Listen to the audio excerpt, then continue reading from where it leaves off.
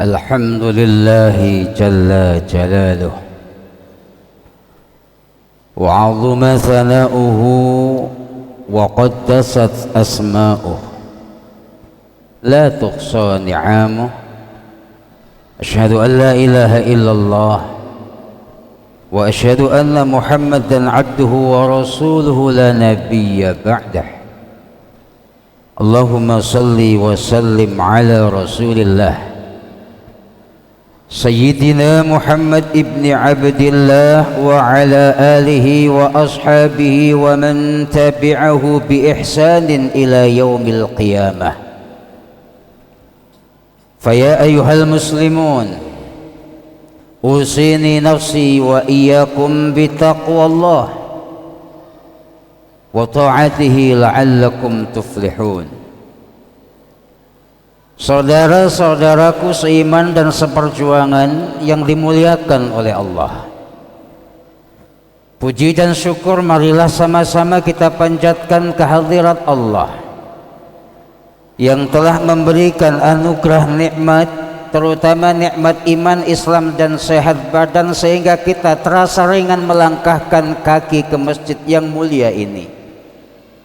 Kita berharap mudah-mudahan setiap langkah kaki kita akan menghapus dosa-dosa kita, dan begitu pun pula setiap langkah kaki kita mudah-mudahan menambah pundi-pundi amal jariah yang akan kita petik ketika kita menghadap Allah Subhanahu wa ta'ala. Salawat dan salam tak ketinggalan, sama-sama marilah kita haturkan keharibaan baginda Rasul junjungan kita Nabi Muhammad sallallahu alaihi wasallam kepada segenap keluarga, sahabat dan para pengikutnya, dan mudah-mudahan kita semuanya kelak di yaumil qiyamah diaku menjadi umatnya yang akan mendapatkan syafaatul uzma sehingga kita sama-sama bisa masuk surga. Saya mengajak terutama diri saya dan umumnya kepada saudara-saudaraku untuk senantiasa mengevaluasi kadar kualitas ketakwaan kita kepada Allah Subhanahu wa ta'ala.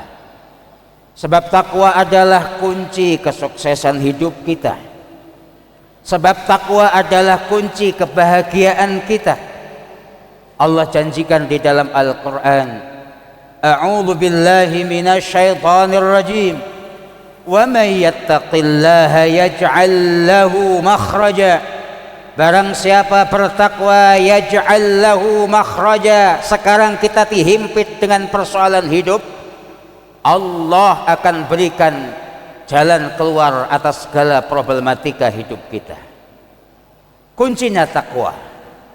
Bukan hanya itu, Allah juga janjikan kepada orang yang bertakwa, wa yarzuqhu min haitsu la yahtasib. Allah akan berikan rizki yang tidak kita duga-duga. Berapa banyak jumlahnya dan dari mana asal usulnya, semua Allah janjikan hanya untuk orang-orang yang bertakwa. Maka kaum muslimin yang dimuliakan oleh Allah, dalam rangka meningkatkan ketakwaan kita kepada Allah Subhanahu wa ta'ala, saya mengajak kepada saudaraku untuk merenungi dan meresapi apa yang telah difirmankan oleh Allah di dalam salah satu ayat surat Az-Zukhruf. Dalam hal ini Allah Subhanahu wa ta'ala berfirman, Ahum yaqsimuna rahmata rabbik. Apakah kalian sebetulnya yang membagi-bagi anugerah Allah? Suatu yang sangat bermakna buat kita. Kenapa? Karena kita ini beriman, di mana orang beriman itu salah satu rukun iman adalah wajib beriman tentang kudrah Allah, ketetapan dan ketentuan Allah yang telah dibuat untuk tiap-tiap manusia, itu kudrah yang baik khairih maupun kudrah yang kurang baik yang dimaksud syarrih. Mungkin bisa jadi kita menganggap Kenapa saya memiliki nasib yang kurang baik? Saudaraku, belum tentu sesuatu yang menurut kita itu tidak baik, justru menurut Allah itu adalah itu baik buat kita. Bisa jadi kita berpikir, oh ini baik buat saya, tapi belum tentu itu menurut Allah subhanahu wa ta'ala. Asa an takrahu syai'an wa huwa khairul lakum. Bisa jadi yang kamu benci itu lebih baik buat kalian. Wa asa an tuhibbu syai'an wa huwa syarrul lakum.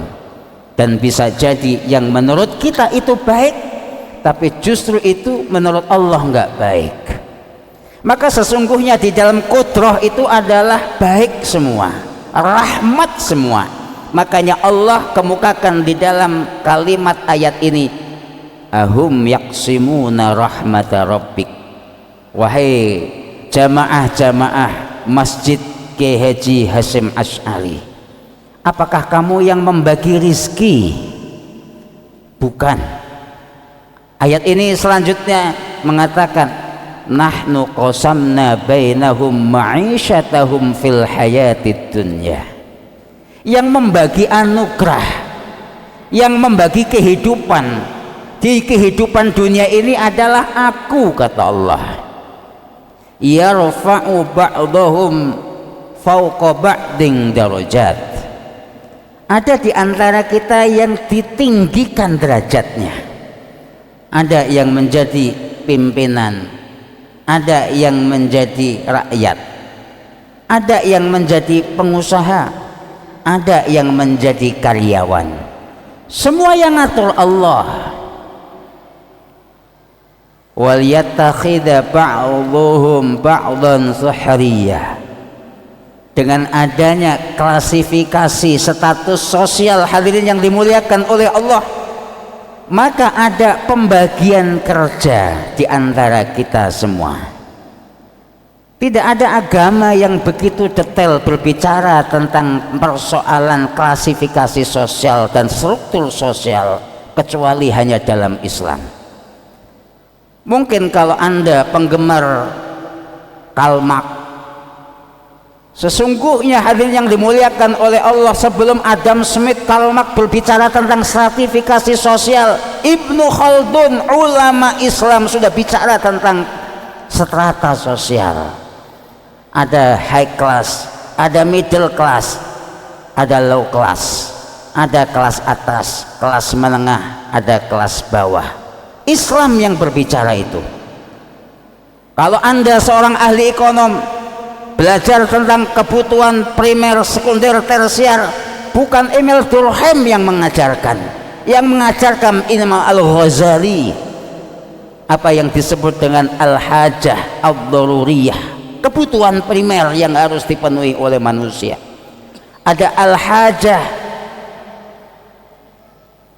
at-tahsiniyah, ada kebutuhan yang sifatnya adalah tersier,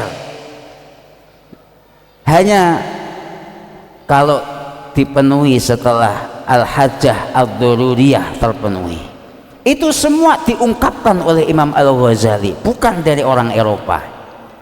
Maka dari itu hadirin yang dimuliakan oleh Allah, dalam konteks inilah kita penting. Karena sekarang ini saudara-saudara kita di Indonesia banyak yang memiliki penyakit kejiwaan judi. Allah sudah menentukan kita ini adalah garis kelompok kelas bawah. Maka dalam hal ini boleh kita berspekulasi menjadi orang sukses sehingga bisa menduduki strata tinggi, boleh. Tetapi ingat, semua harus dilakukan dengan kejujuran. Hadirin yang dimuliakan oleh Allah, kejujuran ini sekarang mahal, sehingga banyak di antara kita yang terjerumus pada kasus perjudian. Dan judi itu diawali dari orang yang tidak jujur, orang yang berandai-andai tapi tidak jujur. Boleh berandai-andai tapi jujur.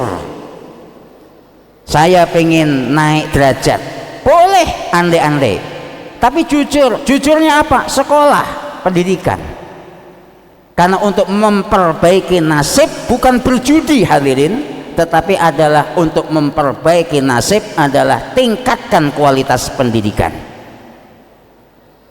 Allah Subhanahu wa taala telah mengingatkan kepada kita, ya ayyuhalladzina amanu anfiqu min thayyibati ma razaqnakum washkuru lillahi in kuntum iyyahu ta'budun. Kita ini orang Islam, kalau ibarat emas adalah emas 24 karat, kita lahir ini emas 24 karat, maka ketika kita ini bertumbuh kembang mestinya emas 24 karat itu kita pertahankan. Jangan justru malah dicampur bahan bakar yang murni, jangan dicampur dengan bahan bakar campuran. Kita yang hidup muslim mestinya makan yang halal, jangan dicampur dengan barang yang haram. Supaya apa hadirin yang dimuliakan oleh Allah? Supaya ibadah kita, supaya kesuksesan kita, supaya kebahagiaan kita bisa kita raih dalam kehidupan baik dunia maupun akhirat. Karena memang doa yang kita panjatkan dalam doa adalah Rabbana atina fid dunya hasanah wa fil akhirati hasanah wa qina adzabannar. Jangan terbujuk rayuan setan, wala tattabi'u khutuwatis syaitan. Kalau kita ingin mulia maka bertakwalah dan jangan mengikuti bujuk rayu syaitan. Mudah-mudahan Allah Subhanahu wa taala memberkahi rizki kita, tetap halal yang kita makan, tetap halal yang kita jadikan nafkah untuk anak dan cucu kita, dengan harapan mudah-mudahan lahir keberkahan. Kalau ada keberkahan mudah-mudahan lahir kebahagiaan, dan ketika lahir kebahagiaan mudah-mudahan lahir ketentraman. Kalau lahir ketentraman mudah-mudahan lahir keselamatan baik di dunia maupun akhirat. Rabbana atina fid dunya hasanah wa fil akhirati hasanah wa qina adzabannar.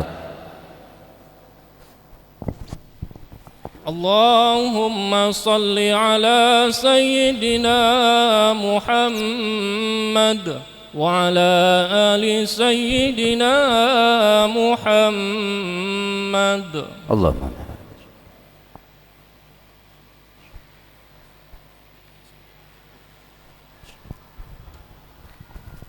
Alhamdulillah, alhamdulillahilladzi amarna bil ittihad wal i'tisam bihablillahil matin. Ashhadu an la ilaha illallahul malikul haqqul mubin wa ashhadu anna Muhammadan 'abduhu wa rasuluhu shadiqul wa'dil amin. Allahumma salli ala sayyidina Muhammadin wa ala alihi wa ashabihi ajma'in. Amma ba'du, fa ya ayyuhal muslimun ittaqullah haitsuma qala ta'ala fi kitabihil aziz. A'udzu billahi minasy syaithanir rajim. يا أيها الذين آمنوا اتقوا الله حق تقاته ولا تموتن إلا وأنتم مسلمون. وقال تعالى إن الله وملائكته يصلون على النبي يا أيها الذين آمنوا صلوا عليه وسلموا تسليما. اللهم صل على سيدنا محمد وعلى آله وأصحابه أجمعين وارض عنا معهم برحمتك يا أرحم الراحمين. اللهم اغفر للمسلمين والمسلمات والمؤمنين والمؤمنات الأحياء منهم والأموات إنك سميع قريب مجيب الدعوة يا قاضي الحاجات. اللهم أعز الإسلام والمسلمين وانصرنا والمسلمين خصوصا إخواننا في فلسطين وأهلك الكفارة والأعداء من أعداء الدين وأهلكي جنود إسرائيل الذين ظلموا أخواننا المسلمين في فلسطين. اللهم اجعل بلدتنا إندونيسيا وسائر بلاد المسلمين آمنة مطمئنة تجري بها أحكام شريعتك يا أرحم الراحمين. وصلى الله على سيدنا محمد وعلى آله وصحبه وسلم.